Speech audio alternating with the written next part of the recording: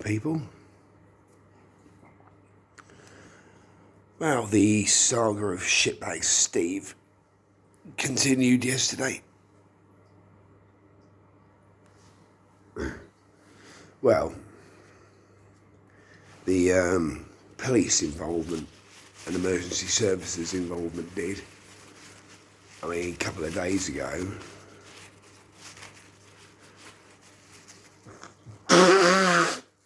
excuse me, just woken up.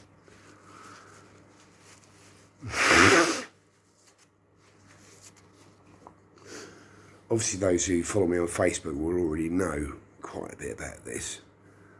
But a couple of days ago, I was getting ready to go in for my volunteer shift. And I heard him muttering and carrying on in the front garden.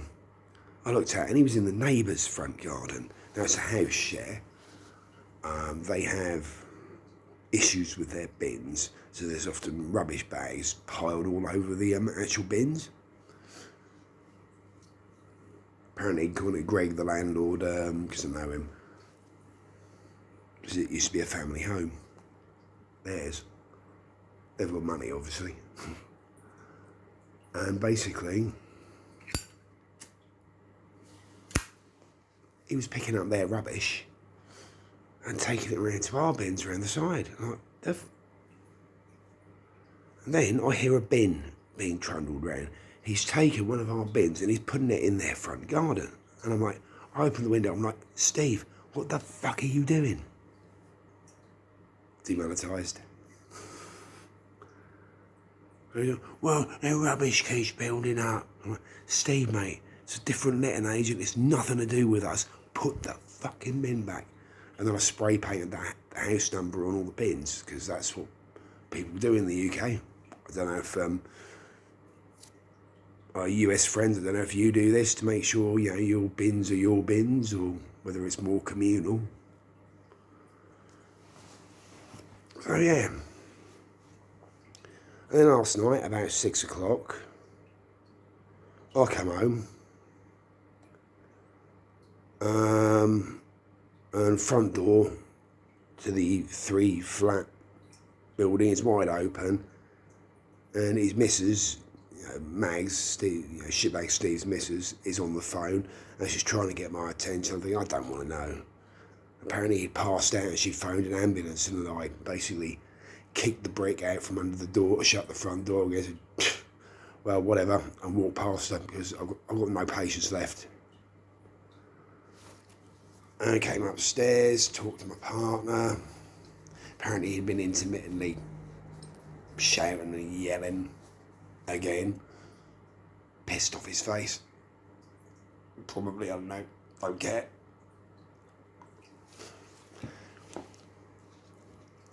And ambulance, paramedics turn up. 2 girls, one of whom my partner knows through when she used to work at the NHS psychiatric wards up at the local hospital. And they called the police because they felt threatened by him when he eventually came round, and he was yelling at them and yelling at everybody and just yelling and generally carrying on. So the police, early evening, so there was 2 police cars at one point. That went back down to 1. I spoke to Monica upstairs, a lovely German couple, really nice, younger than myself, probably late 20s, I would say.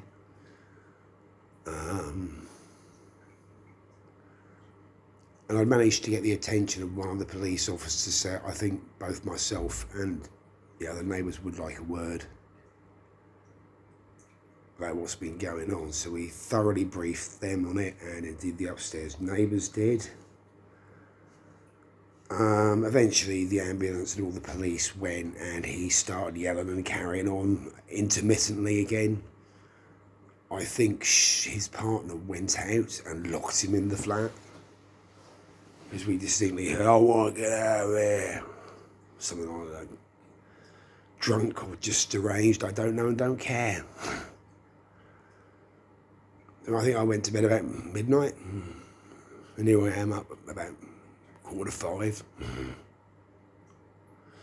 Oh well, I'll live when I'm alive, I'll sleep when I'm dead.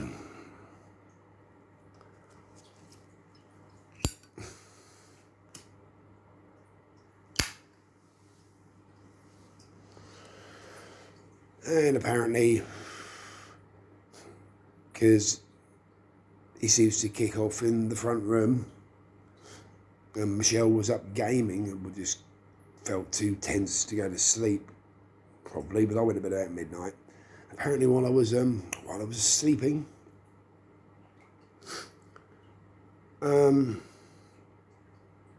he was yelling abuse at his partner, yelling, carrying on.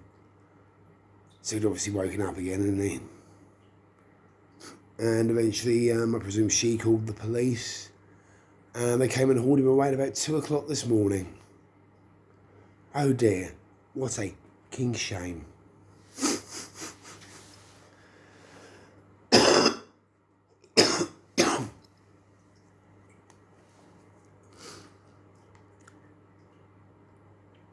I'm sure he'll be back. But, you know, it's yet another nail in their letting agent coffin, isn't it?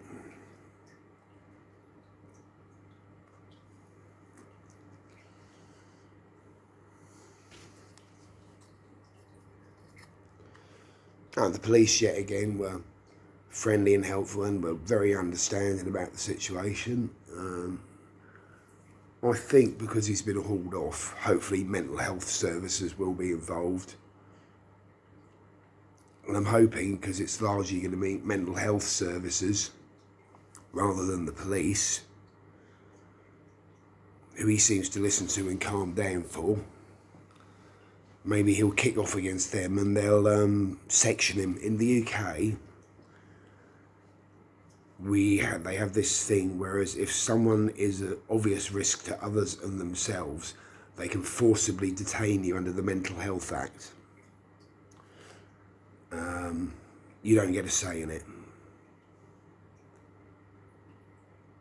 So I'm rather hoping that happens to him. We might get a few days peace, you know. But on the other hand, he might be clever enough to play the system. He has low cunning. And he might behave himself and end up back here, and then we'll just have to go through the whole process all over again, probably. But yeah.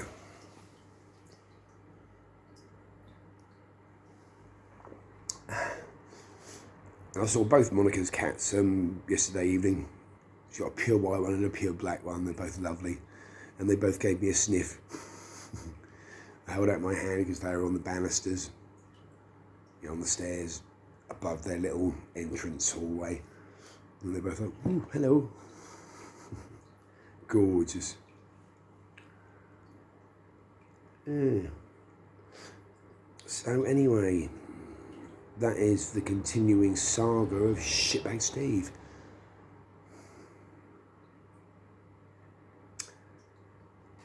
I do understand he has problems that may well be related to my own. Difference is either he's had what intelligence he had beaten out of him, or he's damaged himself so severely with possibly drugs, I don't know, and alcohol, that he's just got none of the qualities left that make people on the spectrum endearing to some, I suppose, although we're still pains in the arse. Yeah, I drink coffee and know things. I am drinking coffee, I do know things. Good old Tyrion. Still, I think my favourite character, here comes the tangent. Still, I think my favourite character from Game of Thrones, his obvious intelligence, his wit, and his debauchery are all quite appealing. Everything's better with wine in your belly.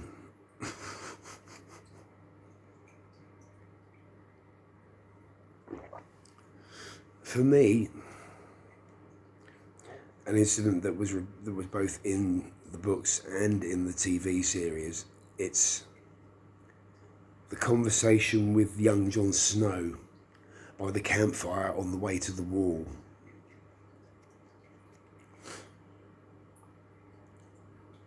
Where Jon Snow just looks at him and says, "Why do you read so much?" And Tyrion just looks at him with a smirk. And says, "Look at me, bastard. What do you see?" Is that a trick question? No. What do you see? A dwarf. Yes. I'm not going to quote it word for word because I can't remember. But basically, he talks about how he is a son of one of the noblest and richest and most powerful families in Westeros. And how his brother is a member of the King's Guard, the finest sword in the Seven Kingdoms. And how his brother has his sword, and I have my mind. And a mind needs books, like a sword needs a whetstone. And that has just always struck me. It reminds me of the nasty, bolshy supervisor in my last full-time job, who, I think I was about a month into it, saw me in the canteen reading a book, not a newspaper, not just Legend at page 3, which we don't have anymore in this country. 6 of one, half dozen of the other. I had no real problem with it, but I could see why a lot of people did. But anyway, I'm reading a book and he just looks at me and basically says, "What are you reading for?" And I'm a fan of the late great American comedian Bill Hicks. Do look him up. Very controversial, very funny, very on the edge of what's funny, to be honest. But that to me is true comedy. You push it. And well, a line from Bill Hicks came into my head. And basically it went along the lines of, what am I reading for? I don't know, so I don't end up working in a fucking steel yard for the rest of my life. It was different in the Bill Hicks sketch, but same difference. And he just looked at me, and a few people who actually did have some intelligence, they just sniggered.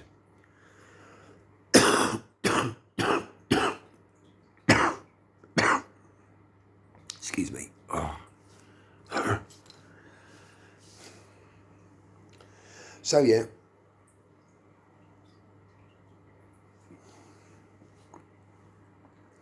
Maybe that was it. Maybe Shitbag Steve downstairs used to work somewhere like that, and someone dropped a ton of steel on his bloody head, and that's why he's got no brain left.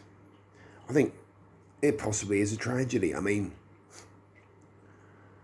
there were a couple of what looked like sporting trophies back when they used to have their front windows open, or front blinds, sorry. But for all I know, he could have bought them from a charity shop and pretended that he used to be a sportsman. I mean, he seems to be enough of a fantasist. And I do not get people who do that. People who make up a past that they never had. You can tell. I mean, I'm very honest and forthright about my past. Things I've done. Some of it's funny, some of it's quite dark. Some of it a lot of people don't believe, but then of course I'll exaggerate because I'm a storyteller. You know, but based on true events. Well, no, I try and be fairly accurate with what actually happened. It may well be that I remember these events differently to other people because the human mind does that. It's why eyewitness testimony isn't trusted in a courtroom or by the police particularly unless they can get enough corroborating witnesses, which is why I'm glad Monica and Martin upstairs are on board with what's going on. Because if they're getting it from everybody in the 3-flat complex, and possibly if they're getting complaints from people who live in the neighbourhood about his behaviour as well, then it gives them more evidence to say that there's something dreadfully wrong with him and he's not safe to be allowed to live out in the general public. Well, it's the general public. I would say he's more of a risk to himself than anybody else, unless you happen to be female, which I presume is why the paramedics called the police in, because I don't think anybody else did. Bless them. I think in the county of Suffolk, where I live, there was an article about 3 weeks ago. Apparently, at one point, there were half a dozen ambulances serving the entire county. And I forget the population, but it's not exactly a small place.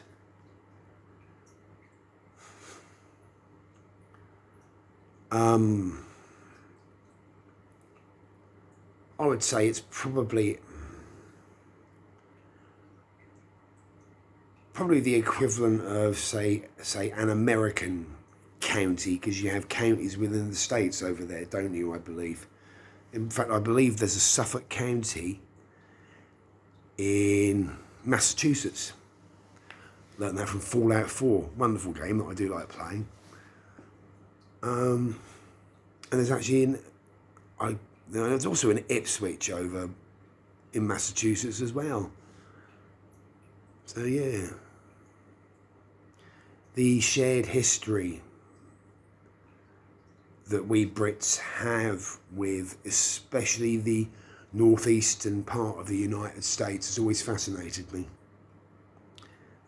I'm going off on a real tangent here, but I'm trying to talk about more cheerful stuff, you know. It may well be that my long watch is coming to an end, but there'll always be other arseholes. It's just learning to deal with them appropriately. But half a dozen ambulances serving a county that has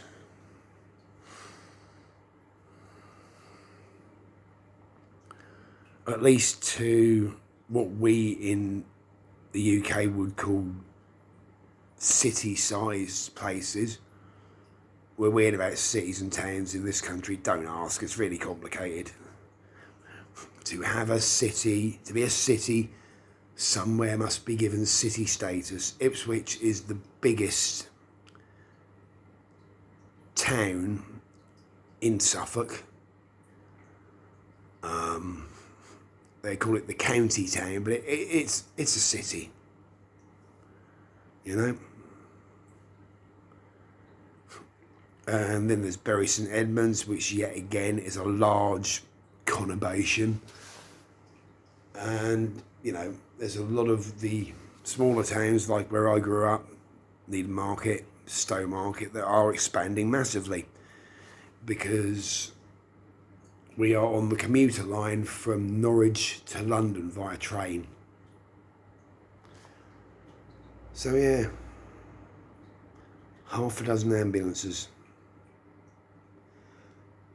Something needs to be done politically about that. But that's another story. So yeah, looks like progress is being made. maybe we will get some measure of peace and justice eventually, before something happens that gets me or someone else into trouble. Hopefully. Well, I'm going to leave you guys to it. Make myself another coffee. Maybe do some gaming. So if I have a good game of World of Tanks, there might well be another video up later.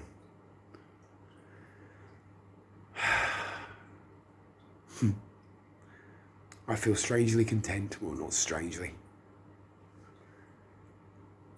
But let's hope the rest of the day is just as pleasant and peaceful. Right?